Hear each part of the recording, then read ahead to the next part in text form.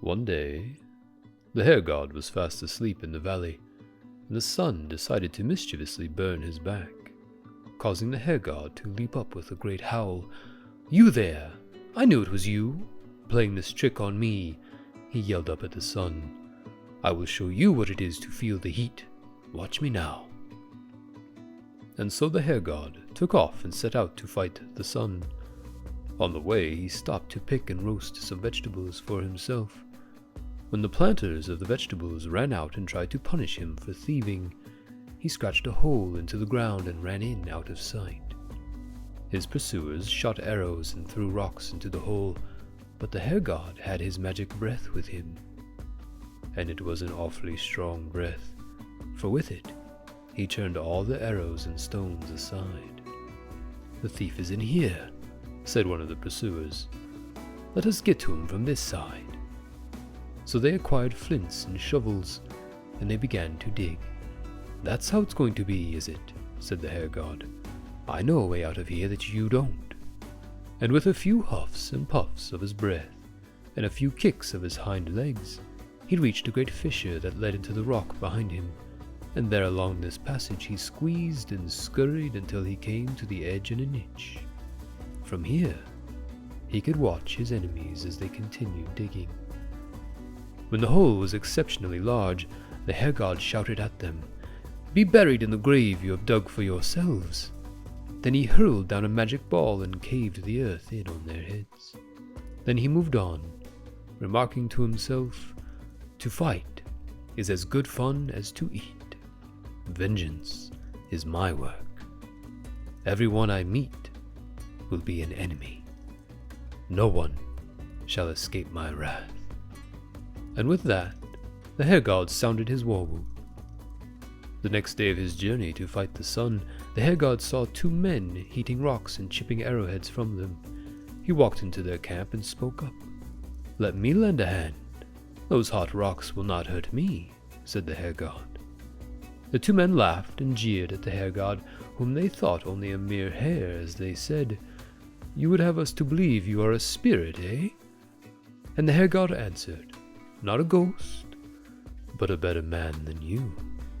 Hold me over those hot rocks, and if I do not burn, then you must let me do the same to you."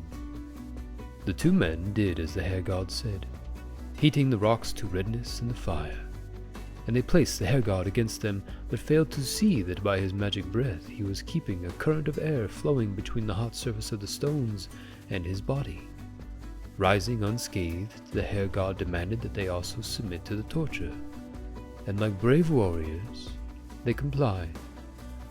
When their flesh had been burned away through and they were dead, the Hare-God sounded his war whoop and moved on. In the morning of the third day of his journey to fight the sun, the wind brought words to the ears of the Hare-God, words coming from some women atop a nearby cliff. They spoke of planning to kill him by rolling large boulders upon him as he passed. When he drew near, the Hare-God pretended to eat something with such joy and delight that they asked him what it was that he was enjoying. The Hare-God yelled up to the women atop the hill, "Something oh so sweet. Come to the cliff's edge, and I will throw some up to you." As they did, he threw something up into the air, so near to their reach that when they bent over and forward to seize it within their grasp, they crowded too close to the brink, lost their balance, fell over and off the cliff, and were killed. The Hare-God looked upon them and said, "You are victims of your own greed. One should never be so anxious as to kill oneself." This was all the Hare-God had to say. He made no other comment, save sounding his war whoop, and he moved on. On the fourth day of his journey to fight the sun, the Hare-God came upon two women making water jugs of willow baskets lined with black pitch. He heard one whispering to the other, "Here comes that bad hare. How shall we destroy him?" The Hare-God came up to the women and asked politely, "What were you saying?" Immediately, the women responded with a smile. "We were just saying, 'Here comes our grandson.'" To which the Hare-God replied with a smile of his own, "Oh, is that all?" Then please, let me get into one of those water jugs while you braid the neck." The Hare-God jumped into the nearest one and lay still as they wove up the neck. Then they laughed at the thought that it was braided too tight and small that the Hare-God could never escape. When suddenly the jug was shattered and exploded, there stood the Hare-God. The two women knew nothing of his magic breath, and they asked, "How did you get out?" The Hare-God stood above the remaining jugs, saying, "Easily enough. These may hold water well enough, but they cannot hold men and women. Go ahead, try it, and see for yourself." They gave their consent, and the Hare-God began weaving the neck of the water jug about them, and in a short while he then had them caged. "Now come on out," he called to them. Try as they might, not a single willow branch could they bend or break. The Hare-God laughed aloud and shouted into the basket, "You are wise women, aren't you, all bottled up in your own jugs? I am on my way to kill the sun. In time, I shall learn how." Then as he sounded his war whoop, he struck them both dead with his magic ball, and moved on. On the 5th day of his journey to fight the sun, the Hare-God came upon the bear, and found him digging a hole to hide in, for he had heard of what the Hare-God was doing, and that he had been seen nearby. The Hare-God came up to the bear and spoke softly. "Do not be frightened, friend bear," he spoke. "I am not the kind you need hide from. How could one such as me hurt so many people?" Then the Hare-God helped the bear to dig his hole and den, and when it was finished he went and hid behind a nearby rock. As the bear thrust his head close, the Hare-God launched his magic ball at the bear's face and made an end of him. The Hare-God looked over the dead bear and said aloud, "I was afraid of this warrior, but now he is dead in his den." And he sounded his war whoop and moved on.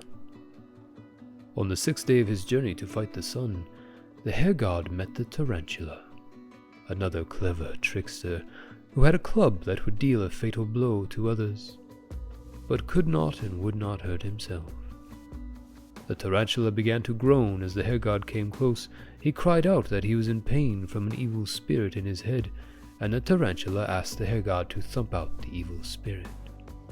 The Hare-God nodded and said indeed he would. He plucked up the club in his hands and gave the tarantula the soundest kind of a thwacking. But when the tarantula shouted up at him, "Harder!" the Hare-God guessed that it was an enchanted weapon, and so he changed it for his magic ball, and he finished the tarantula in a single blow.